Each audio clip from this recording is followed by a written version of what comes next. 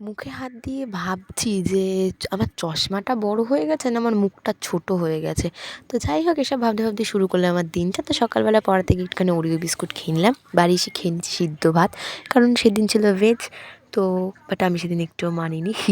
তো আগের দিনের মাংস ছিল সেটা দিয়ে আমি ভাত খেয়ে নিলাম। তারপরে খুব বড় একটা কাজ করছি, যেটা হচ্ছে ক্যান্ডি সফট এদের খেতে দেওয়া। এদের খেতে দেওয়া মানে যুদ্ধ করা।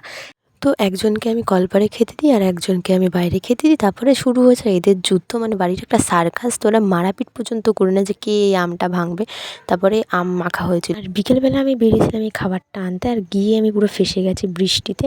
আর ফেঁসেছি ঘুগনির দোকানের সামনেই ফেঁসেছি। তো দেখি লোভ লেগে গেলো, তো একটা ঘুগনি নিলাম, বাড়ি এসেই খাবার আনবক্সিং করতে বসে গেছি। ওখানে ছিল লাচ্ছা পরোটা, চিলি চিকেন, আর আরেকটা বক্স ছিল যেটা আমি রাত্রিবেলা ওপেন করেছি।